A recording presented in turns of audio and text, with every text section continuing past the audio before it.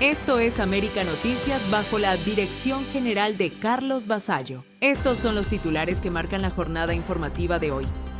Tensión nuclear entre Estados Unidos e Irán y una negociación que no termina. Les contamos qué está en juego. Trump se despacha en la Casa Blanca, rompe protocolo y marca su agenda con temas que son noticia. Tenemos los detalles. Opositor cubano sale de prisión al borde de la muerte. Las imágenes impactan. Una red queda al descubierto. Robo y sacrificio de decenas de reses. Cubanos involucrados. Así operaba el grupo. Y Miguel Cosío revela claves sobre Cuba y la seguridad global. Un exoficial de la CIA advierte lo que podría salir mal. Se lo contamos. Además, Camilo Egaña analiza una propuesta que desata críticas. Permitir inversión del exilio en Cuba genera reacción, oportunidad o engaño. Información confiable y al momento, aquí en América Noticias. Comenzamos. La crisis entre Estados Unidos e Irán entra en una fase más peligrosa, con presión militar directa y amenazas que elevan el riesgo de enfrentamiento. El bloqueo naval estadounidense sigue en marcha y ya muestra resultados visibles, con una caída marcada en el tráfico de barcos hacia y desde los puertos iraníes en el Golfo Pérsico y el Golfo de Omán. La estrategia busca golpear las exportaciones de petróleo de Irán y obligar al régimen a negociar desde una posición más débil. Pero Irán no se queda con los brazos cruzados y advierte que responderá si sus intereses son atacados, incluso con represalias que podrían extenderse a toda la región. El punto más crítico del conflicto sigue siendo el programa nuclear. Irán ha propuesto suspender sus actividades nucleares por 5 años, mientras que Estados Unidos mantiene su exigencia de una pausa mucho más larga, de hasta 20 años. Esa diferencia, 5 frente a 20 años, mantiene bloqueado cualquier acuerdo. Mientras tanto, la tensión militar sigue aumentando. Estados Unidos refuerza su postura en la zona, e Irán responde con advertencias sobre nuevos métodos de guerra y capacidad de reacción. El foco se mantiene en el estrecho de Hormuz, una ruta estratégica por donde circula cerca del 20% del petróleo mundial. Cualquier alteración en ese paso tendría consecuencias inmediatas para la economía global. Aunque ambas partes mantienen contactos y existe la posibilidad de nuevas conversaciones, la situación sobre el terreno sigue dominada por la presión, las amenazas y la incertidumbre. El conflicto no se detiene. Estados Unidos aumenta la presión, Irán responde, y el margen para evitar una escalada mayor se reduce con cada hora que pasa, informó Camilo Lavastilla para América Noticias.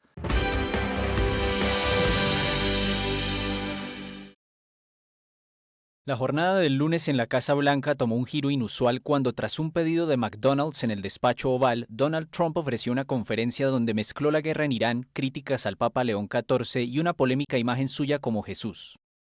Miren esto no parece preparado, ¿verdad? Son todos sus favoritos. El presidente estadounidense, gran aficionado a la comida rápida, salió al jardín de la Casa Blanca para recibir un pedido de hamburguesas de manos de una empleada de la plataforma de entregas DoorDash. El acto fue concebido para destacar la política del republicano multimillonario Trump de no impuestos sobre las propinas, que según dijo había supuesto este año una devolución de $11,000 para la repartidora Sharon Simmons, una abuela de 10 nietos de Arkansas, según la empresa. Pero como suele suceder con el republicano, la conversación derivó rápidamente hacia temas mucho más sensibles. Trump había sido objeto de críticas después de que el domingo por la noche apareciera en su cuenta de Truth Social una imagen generada por inteligencia artificial, ya eliminada, en la que estaba representado como Jesús, poco después de criticar al Papa León XIV por su postura sobre Irán. Señor presidente, ¿usted publicó esa imagen de sí mismo representado como Jesucristo? Bueno, no era una representación, era yo. Yo la publiqué y pensé que era yo como médico y que tenía que ver con la Cruz Roja, como un trabajador de la Cruz Roja allí, a la que apoyamos. Y solo las noticias falsas podrían inventar algo así. Acabo de enterarme y dije, ¿cómo se les ocurrió eso? Se supone que soy yo como médico, haciendo que la gente mejore. Y yo sí hago que la gente mejore, hago que la gente esté mucho mejor. Con la desconcertada repartidora todavía a su lado, Trump dejó claro además que no pensaba pedir disculpas al primer jefe de la Iglesia Católica nacido en Estados Unidos, quien se opuso a la guerra en Oriente Medio. No, no debo, porque el Papa León dijo cosas que están mal. Estaba muy en contra de lo que yo estoy haciendo con respecto a Irán, y no se puede tener un Irán nuclear. El Papa León no estaría contento con el resultado final. Tendría cientos de millones de personas muertas y eso no va a pasar, así que no puedo. Creo que es muy débil en lo referente al crimen y otras cosas, así que no voy a... Quiero decir, él salió a hablar en público. Yo solo estoy respondiendo al Papa León, y ya sabes, su hermano es una gran persona maga, y es un gran tipo, Luis. El presidente abordó luego uno de sus temas favoritos, la prohibición de las personas transgénero en las competiciones deportivas femeninas. ¿Crees que los hombres deberían jugar en los deportes femeninos? La verdad no tengo una opinión al respecto. Los periodistas le preguntaron entonces a Simmons si el personal de la Casa Blanca dejaba buenas propinas. Ella se encogió de hombros y Trump se llevó la mano al bolsillo, sacó lo que parecía ser un billete de $100 doblado y le dio una propina a la repartidora antes de ingresar nuevamente al despacho oval de la Casa Blanca. Un informe de AFP para América Noticias. La salida de prisión del opositor cubano Alexander Díaz Rodríguez ha desatado indignación y alarma internacional luego de que se difundieran imágenes que muestran su estado físico extremo tras años de encierro. El manifestante del 11 de julio fue liberado tras cumplir íntegramente su condena, pero lo que debía ser el final de su castigo se convirtió en una denuncia viva. Las fotografías lo muestran con un evidente deterioro físico, con el cuerpo extremadamente delgado, el rostro demacrado y signos claros de desnutrición y enfermedad. Díaz Rodríguez, de 45 años, padece cáncer de garganta y de tiroides. Sin embargo, según denuncias de activistas y organizaciones de derechos humanos, no recibió tratamiento médico adecuado durante su tiempo en prisión ni acceso a una alimentación suficiente para enfrentar su condición. El opositor fue detenido por participar en las protestas del 11 de julio de 2021, cuando miles de cubanos salieron a las calles para exigir libertad y cambios en el país. Desde entonces permaneció encarcelado a pesar de su deterioro progresivo y de múltiples solicitudes para recibir atención médica fuera del penal. El líder opositor José Daniel Ferrer calificó las condiciones en las cárceles cubanas como infrahumanas y aseguró que el estado en el que salió Díaz Rodríguez es comparable al de prisioneros de campos de concentración. Según denunció, su vida corre peligro y necesita atención urgente. Por su parte, Javier Larrondo, presidente de la organización Prisoners Defenders, afirmó que pudo contactar con el exrecluso tras su liberación y describió su estado como impactante. Aseguró que no se trata de un caso aislado, sino de un patrón que se repite con otros presos políticos en la isla. Organizaciones independientes han alertado durante años sobre la falta de atención médica, el deterioro físico y las condiciones extremas dentro del sistema penitenciario cubano. Denuncian que muchos presos enfrentan enfermedades graves sin tratamiento, alimentación insuficiente y abandono institucional. El caso de Díaz Rodríguez vuelve a poner en el centro del debate la situación de los derechos humanos en Cuba. Mientras tanto, otros presos políticos como Félix Navarro y Luis Manuel Otero Alcántara también enfrentan problemas de salud en condiciones similares, según denuncias de la oposición. Todo esto ocurre en medio de una crisis económica y social cada vez más profunda en la isla, donde la escasez, los apagones y la falta de medicamentos afectan tanto a la población en general como a quienes se encuentran tras las rejas. Hoy, la imagen de Alexander Díaz Rodríguez se convierte en símbolo de una denuncia mayor. No solo es la historia de un hombre que salió de prisión enfermo y debilitado, sino el reflejo de un sistema que, según sus críticos, castiga, abandona y pone en riesgo la vida de quienes se oponen al régimen, informó Leticia Grau para América Noticias. Una investigación ha destapado una operación criminal que durante meses actuó con precisión, sin levantar sospechas y dejando pérdidas millonarias. 5 hombres de origen cubano fueron arrestados tras ser vinculados con el robo y sacrificio ilegal de al menos 70 reses, en un esquema organizado que operaba de forma coordinada. Los detenidos han sido identificados como Ramón Martínez Miranda, de 50 años, Miguel Martínez Mons, de 58, Orleidis Martín Reyes, de 42, Yasmani Galis Hernández, de 34, y Reidel Martínez, de 41 años. Todo comenzó como un hecho aparentemente menor. Una parada de tráfico por una infracción simple terminó revelando algo mucho más grande. Dentro de un remolque, agentes encontraron 3 reses muertas, con señales claras de haber sido sacrificadas recientemente. Ese hallazgo encendió las alarmas y dio paso a una investigación que poco a poco fue armando el rompecabezas. Las autoridades descubrieron un patrón claro.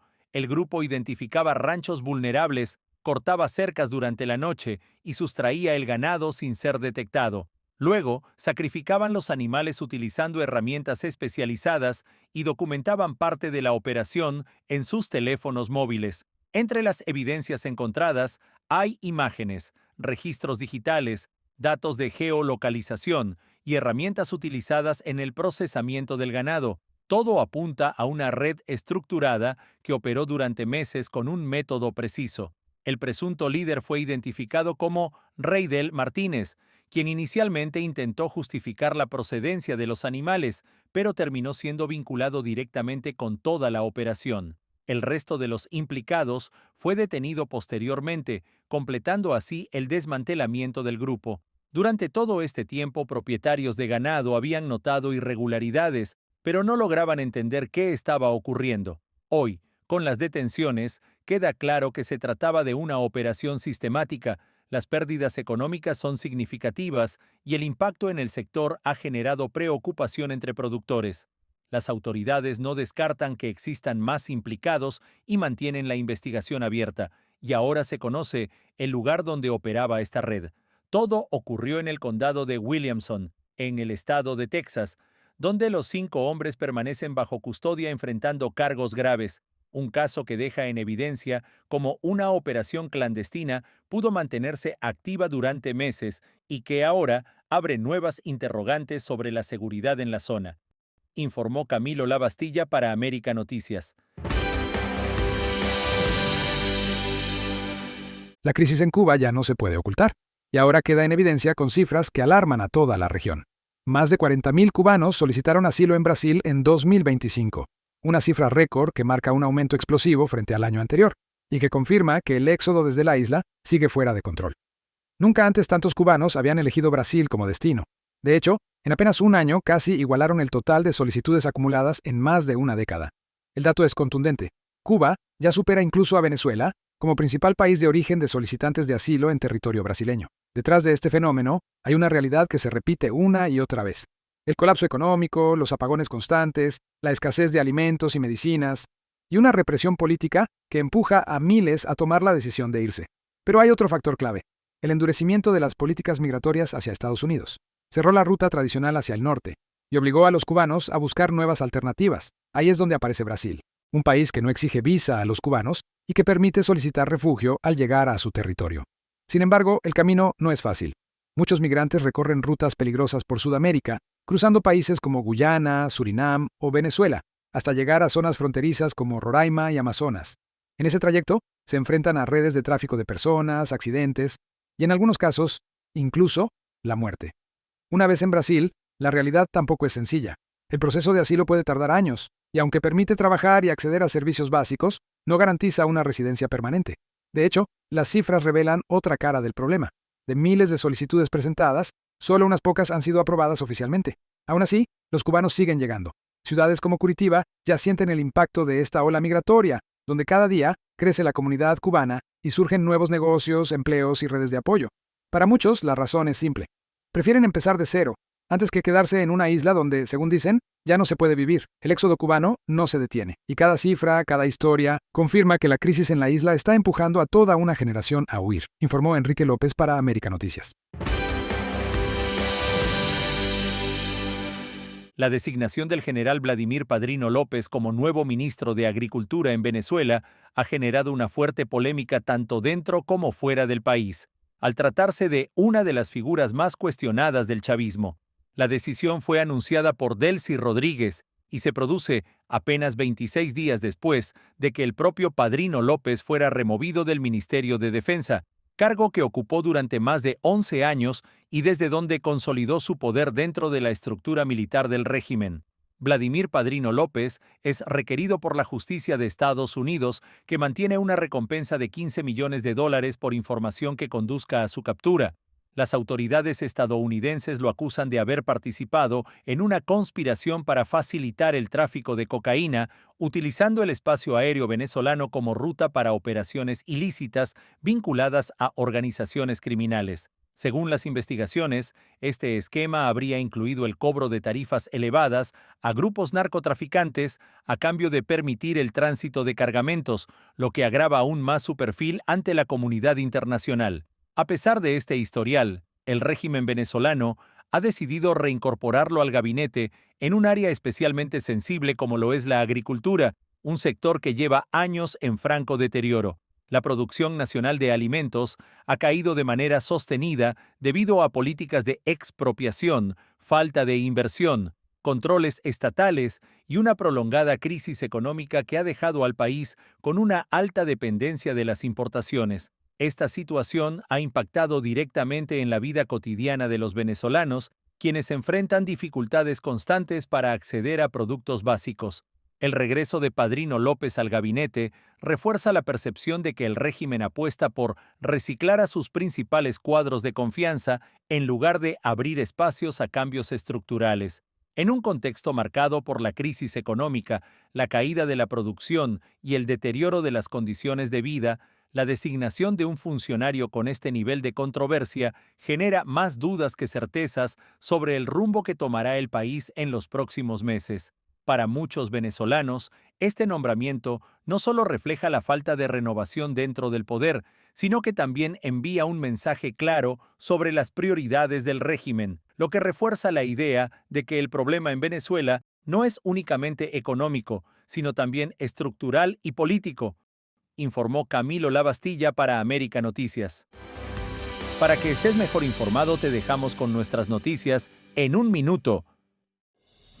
Estados Unidos activará un registro automático para el servicio selectivo, una medida que inscribirá sin trámite adicional a casi todos los hombres de 18 a 25 años que residan en el país.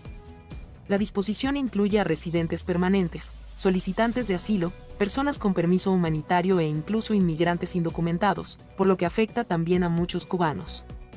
Según la información difundida, el sistema usará bases de datos federales para registrar automáticamente a quienes entren en la franja de edad y estatus contemplados. El cambio no significa que haya una conscripción inmediata, pero sí deja listo el mecanismo para un posible reclutamiento en caso de emergencia nacional. Las únicas excepciones principales son las mujeres y algunos hombres con visas de no inmigrante, además de ciertos casos de servicio militar activo o reclusión prolongada. Para la comunidad cubana en Estados Unidos, la medida introduce una nueva obligación legal que muchos no tenían en el radar y que puede generar dudas entre recién llegados y familias enteras. Marintia Cruz Vidal, una joven cubana de 25 años, murió en México y su cuerpo permanece en el CEMEFO de Villahermosa, Tabasco, sin que ningún familiar directo lo haya reclamado. Las autoridades fijaron como fecha límite el 30 de abril para que alguien se presente a identificarla oficialmente, porque de lo contrario sus restos podrían ser enviados a una fosa común. El caso ha causado conmoción porque la joven migró buscando un mejor futuro, pero terminó enfrentando sola una muerte trágica y un proceso burocrático que amenaza con borrar su memoria. La comunidad cubana llegó a México en 2025 buscando un futuro mejor. Tras viralizarse las imágenes de sus restos, un hombre logró identificarla plenamente, pero debido a las leyes mexicanas, el cuerpo solo puede ser entregado a los familiares directos. Por favor, ayudemos a compartir. Gracias a ustedes llegó la voz a alguien que la conoce y la fecha límite para ella es el 30 de abril, si no se iría a una fosa común. Felipe Rodríguez Ledesma, un cubano de 68 años conductor de un triciclo en San Antonio de los Baños, Artemisa, lleva más de 40 días en prisión por colocar un cartel en su bicitaxi que decía: "No monto ni clarias ni chivatos. Solo hombres libres".